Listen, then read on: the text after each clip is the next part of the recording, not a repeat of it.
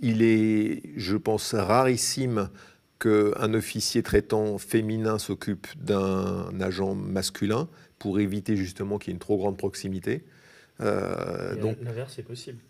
Non, c'est compliqué. La mixité est compliquée. Et il faut que l'agent ait une confiance dans l'officier traitant.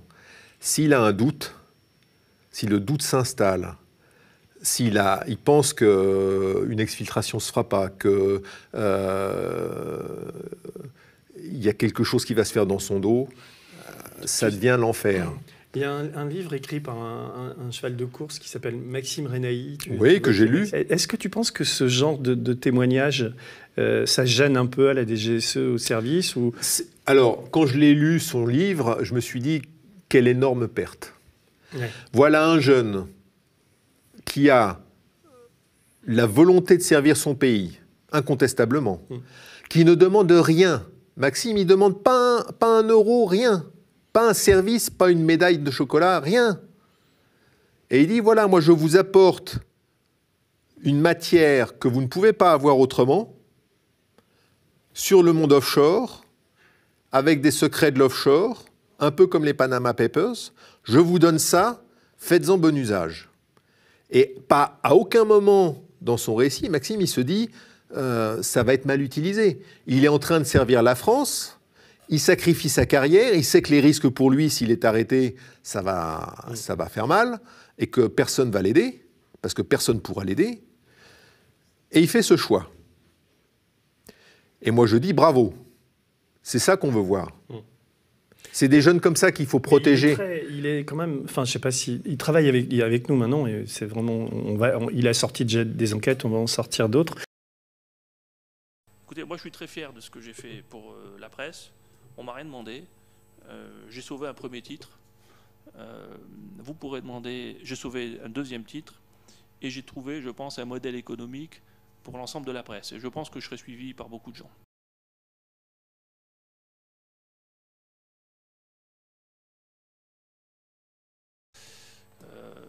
Vous demanderez aux rédactions quel est mon niveau d'intervention. 0.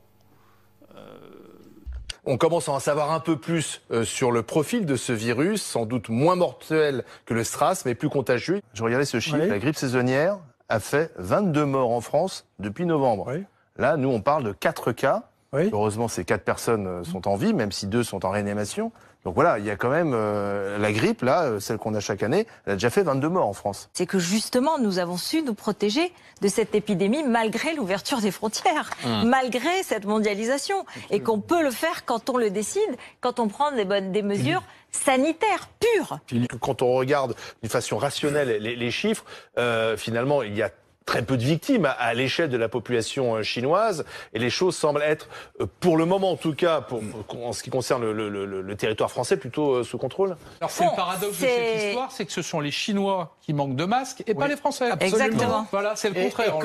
Moi je pense qu'avoir autorisé le match Lyon-Turin, c'est une bonne chose. Mais quand on vient que de Turin, puis qu'après on retourne à Turin, il y a un risque qui n'est pas nul. Bien sûr, il y a un risque qui n'est pas nul, mais c'est pas le même risque quand même. Que la grippe saisonnière, la classique, fait 60 000 morts par an en Europe. Cette grippe, on n'en parle jamais. Enfin, si on en parle quand le vaccin arrive. Oui. 60 000 morts en Europe. Pour l'instant, même s'il y a malheureusement des cas dramatiques en Italie et en France, on est quand même très très loin du compte. Si chacun change son comportement, se laver les mains, faire attention à tousser dans son coude, ne pas s'embrasser, on est plus efficace que d'interdire un match ou un événement. Pourquoi les Français, majoritairement, estiment que la France n'est pas prête ? Pourtant, on a un système de santé assez costaud, on a des hôpitaux, on a des procédures. Mais en tout cas, en France, ça a marché, et ça n'a pas marché en Italie, parce que ça n'a pas été pratiqué de la même façon. Il y a eu un défaut de protocole à Codogno. Dès le début, on a raté le premier patient, qui fait qu'on n'a pas su qui l'a contaminé, et c'est parti. Donc là, pour le moment, on est en France dans la méthode qui a marché. Ouais. Est-ce que ce droit de retrait, lorsqu'il s'agit d'un virus comme une grippe, est-ce qu'il est justifiable ? En réalité, il n'y aura plus vraiment de mesures de confinement, il n'y aura pas forcément d'écoles fermées, il n'y aura pas forcément de trains fermés. Il ne faut pas imaginer, et c'est très important aussi sur cette idée de lutter contre la peur aussi, il ne faut pas imaginer que le stade 3 soit un moment où la France va s'arrêter. Eh bien, non. Bon, mon niveau d'intervention, c'était de dire ça perd de l'argent, il faut mettre ça à l'équilibre. C'est bien. C'est bien. Maintenant, comment on développe ? Comment on développe ? Voilà, tout ça a un sens économique. C'est un coup de tonnerre dans le monde de l'art et on est rejoint par Emmanuel Dutheil, chef du service France d'Europe 1. Bonsoir Emmanuel. Bonsoir Mathieu, bonsoir à tous. Patrick Drahi va racheter la maison de vente aux enchères américaine Sotheby's, un achat à plus de 3 milliards d'euros. Emmanuel, on savait que Patrick Drahi était un collectionneur d'opérateurs téléphoniques, un peu moins d'art. Pourquoi un tel rachat? Alors c'est un passionné, il a une culture encyclopédique sur l'art, c'est un collectionneur discret mais actif, il a des goûts très éclectiques. Voilà ce que laisse entendre aujourd'hui l'un de ses plus proches collaborateurs. C'est un bon collectionneur qui sait bien sélectionner, ajoute un spécialiste du secteur de l'art. Ça faisait un bout de temps qu'il regardait le secteur, précise ses équipes. Sotheby's, c'est une énorme proie, c'est l'un des plus grands noms du secteur de l'art.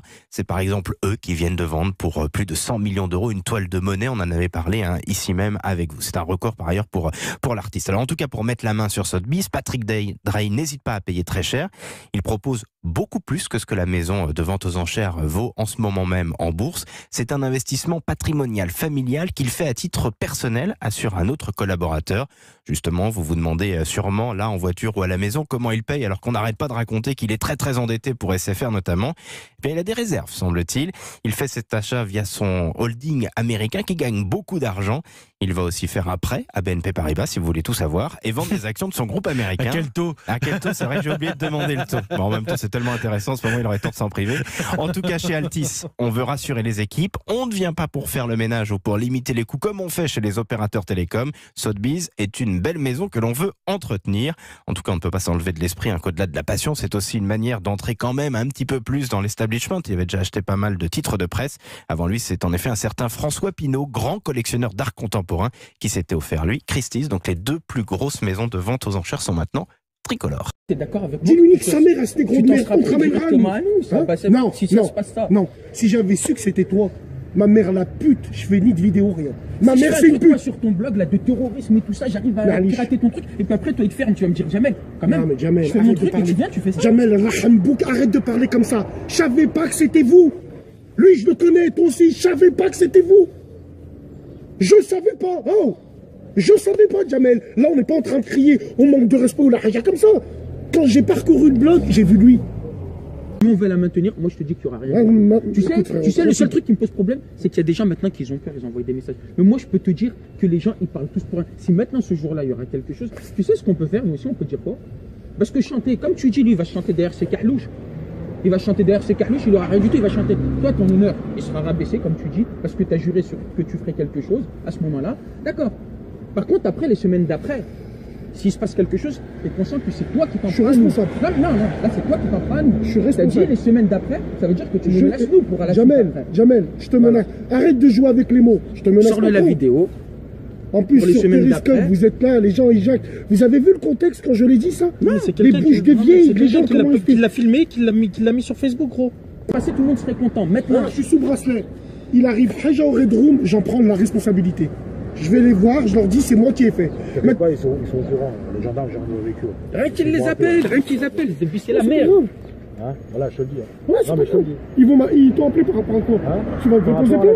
Non, par rapport à la vidéo. Mais non. C'est quoi dans la vidéo? Qu'est-ce que j'ai dans la vidéo? Smahli, incitation à la haine. J'ai parlé sur Facebook avec David Nexata, je lui ai dit incitation à la haine. Où j'ai dit prenez les armes, venez devant. On fait comme les femmes, on va manifester pacifiquement. Frère, tu vas m'apprendre des vidéos à moi, je sais jouer avec les mots.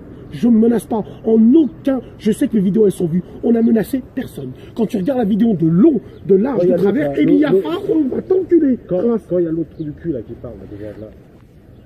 Un mec là qui un vieux tox qui est avec son bonnet là, qui a fait la vidéo après toi là. Dans le camion là, Younes. Younes, mais on parle d'un couteau rêve. Vous êtes sérieux?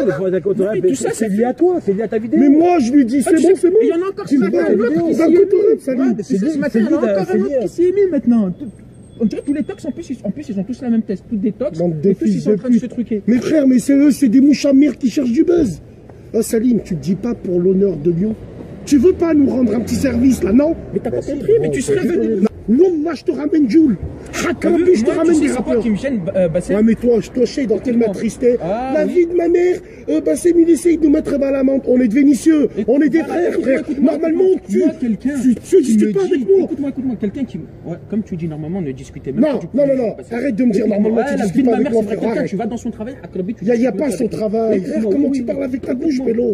Mais Wallah, mais regarde. Écoute, Bassem, je vais te dire un truc. Moi, tu sais, c'est quoi qui me gêne? C'est même pas la soirée. C'est en fait comment t'as osé faire tout ça sans venir nous voir avant et t'as lancé un truc. T'es venu nous emmerder comme ça. J'ai dit, Bouba, tu viens, je te suce. Mon fils, à l'école, ça commence à lui dire Haja. Salim. Mais pourquoi t'as parlé, c'est ça? Salim, jamais apprendre. C'est pas moi le monde de la nuit. Il vient pas. Tu fais une annulation préfectorale. Tu perds pas tes couilles. Je perds pas mes couilles. Il perd pas ses couilles, lui. Arrêté préfectoral, c'est la mairie qui nous a dit on peut rien faire. Après, maintenant, au niveau du Red Room, frère, tu vas perdre la soirée. Si c'est des clients qui te manquent, nous on va te ramener. Et me dis pas, ouais, mais on a plein de clients, haja comme ça. Je connais des gens, je connais des rappeurs, tu les fais ramener, ils viennent blèche. J'ai qu'une seule parole. Il vient chanter seul. Je vais t'expliquer une chose. Si t'annules Bouba Salim, Rabbi Amini, des mecs comme Rof, des mecs comme tout ça, j'étais au téléphone avec eux, ils attendent que ça. Wallah, on te les fait venir gratuit. La sécurité, même si tu as des agents de sécurité,